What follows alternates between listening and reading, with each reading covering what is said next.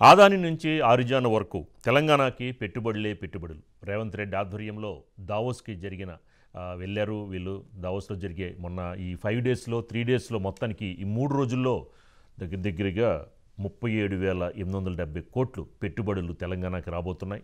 ఈ అంశాలపై కూడా ఎంఓయూ కూడా కుదుర్చుకున్నారు. ఇందులో ముఖ్యంగా ఆదానీతో నెక్స్ట్ దానికి సంబంధించి నెక్స్ట్ ఆరిజాన్ life sciences, Tata Sons, Wipro, Webworks వీటందరితో కూడా ఎంఓఏ కుదుర్చుకున్నారు రేవంత్ రెడ్డి సంబంధించిన వాళ్ళు. సో మరికొన్ని రోజుల్లో ఈ తెలంగాణలో కూడా 37,000 కోట్లతో ఎంఓఏలు కుదుర్చుకోవడం. ఇంతకుముందు కేటీఆర్ ఉన్నప్పుడు 21,000 crores ఎంఓఏలు ఒప్పందాలు జరిగినాయి. ఇప్పుడు మాత్రం రేవంత్ రెడ్డి ఆధ్వర్యంలో 3 రోజుల్లో 37,870 కోట్లు ఒప్పందాలు జరిగినట్టు తెలుస్తోంది. జిందాల్ 9,000 కోట్లు తెలంగాణలో పెట్టుబడి పెట్టడానికి ఎంఓయూ కుదుర్చుకుంది. గోడీ ఇండియా 8,000 కోట్లు పెట్టుబడి పెట్టడానికి సిద్ధమైంది. వెబ్వర్క్స్ 5,200 కోట్లు. వీళ్ళు ముఖ్యంగా డేటా సెంటర్స్ ఏర్పాటుకి తెలంగాణ గవర్నమెంట్తో ఎంఓయూ కుదుర్చుకుంది. తర్వాత గోడ్రేజ్ కూడా 1,270 కోట్లతో ఎంఓయూ కుదుర్చుకుంది తెలంగాణ గవర్నమెంట్తో. దావోస్ వేదికగా ఎంఓయూలు కుదుర్చుకోవడం రేవంత్ రెడ్డి ఆధ్వర్యంలో. తర్వాత ఈ కంపెనీలకు సంబంధించిన సీఈఓలతో కూడా మీటింగ్స్ జరిపారు రేవంత్ రెడ్డి. చాలా స్పీడ్గా డెసిషన్స్ తీసుకోవడం. మరి లాస్ట్ టైం కేటీఆర్తో పోలిస్తే కేటీఆర్ ఉన్నప్పుడు లాస్ట్ టైం 21,000 crores ఒప్పందాలు జరిగినాయి. ఇప్పుడు మాత్రం రేవంత్ రెడ్డి ఆధ్వర్యంలో ఈ 3 రోజుల్లో 37,870 కోట్లు ఎంఓయూలు కుదుర్చుకోవడం అనేది ఒక పెద్ద సెన్సేషన్ అని చెప్పుకోవచ్చు. దీని మీద ఆదాని కూడా దీని మీద కూడా కేటీఆర్ కామెంట్ చేయడం జరిగింది. ఒకప్పుడు వీళ్ళు ఆదానిని విమర్శించారు. ఈ రోజున ఆదానితోనే కలిసి ఈ రోజున పెట్టుబడులు పెట్టించుకుంటున్నారని దాని మీద కూడా కేటీఆర్, హరీష్ రావు కామెంట్స్ చేయడం జరిగింది. ఆదాని ముఖ్యంగా గ్రీన్ ఎనర్జీ అంటే పంప్డ్ స్టోరేజ్ ప్రాజెక్ట్స్ మీద తెలంగాణలో కాన్సన్ట్రేట్ చేస్తోంది. తర్వాత అంబుజా సిమెంట్స్ సరిపడా దానికి సంబంధించిన ఫ్యాక్టరీ పెట్టే ఆలోచనలో. సో ఇందులో చాలామందికి ఉపాధి అవకాశాలు వస్తాయని కూడా ఒక తెలంగాణ గవర్నమెంట్ చెప్తోంది.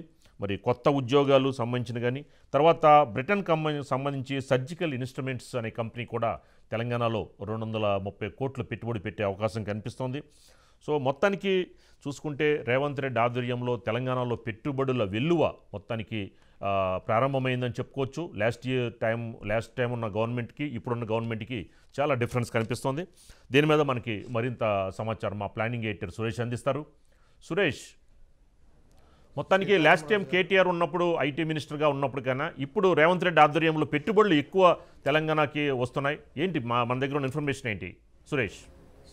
సీతారామరాజు గారు, గతంలో మన కేటీఆర్ గారు మంత్రి, ఐటీ మినిస్టర్, ఇండస్ట్రీస్ మినిస్టర్గా గతంలో దావోస్, మీకు తెలుసు దావోస్లో వరల్డ్ ఎకనామిక్ ఫోరం ప్రతి సంవత్సరం కూడా దావోస్లో సమావేశం జరుగుతుంది.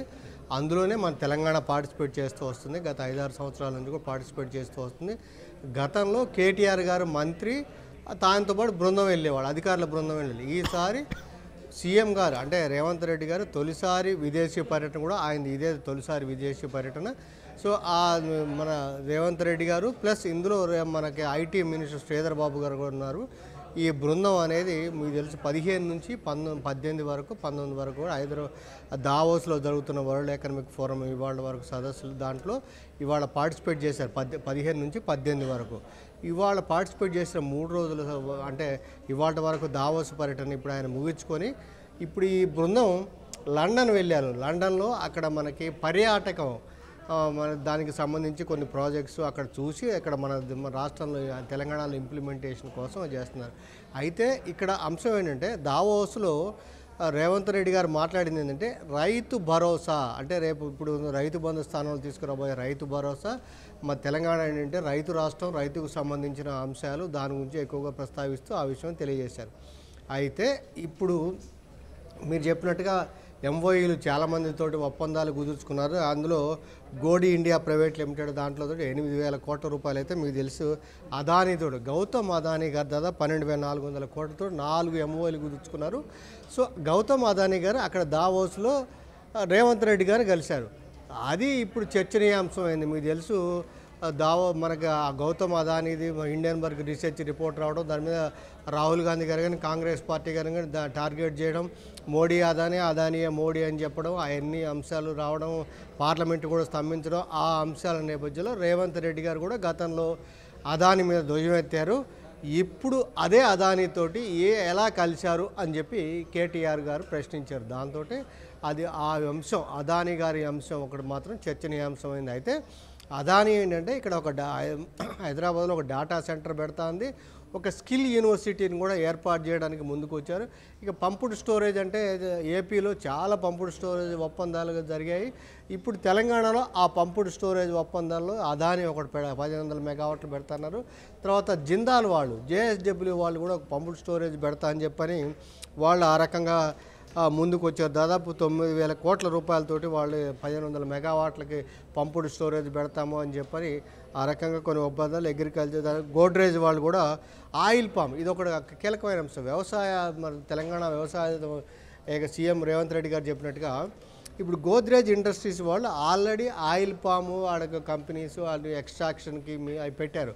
ఇప్పుడు ఆయిల్ పామ్ ఒక సీడ్ కాంప్లెక్స్, ఒక సీడ్ గార్డెన్ని డెవలప్ చేస్తా అన్నారు. ఎందుకంటే ఆయిల్ పామ్ ఖమ్మం జిల్లాలో ఎక్కువగా ఆయిల్ పామ్ దానికి ఉంది కాబట్టి ఆయిల్ పామ్కి మార్కెటింగ్ కూడా ఎక్కువ ఉంది, విదేశీ మార్కెట్ కూడా ఆర్జించడానికి అవకాశం ఉంది. కాబట్టి గోద్రేజ్ వాళ్ళు ఇండస్ట్రీస్ వాళ్ళు ఆ రకంగా చైర్మన్ కలిసి ఆయిల్ పామ్ని ఆ రకంగా దీనికి ఒక సీడ్ గార్డెన్ ఏర్పాటు, ఎందుకంటే ఇక్కడ సీడ్ సమస్య ఎక్కువ ఉంది. తెలంగాణలో సరైన సీడ్ లేకపోవడం వల్ల ఆయిల్ పామ్ రైతులకు కూడా ఎంత ప్రయోజనం రావట్లేదు. కాబట్టి ఒక సీడ్ గార్డెన్ డెవలప్ చేస్తాం, ఆ రకంగా చేస్తామని చెప్పారు.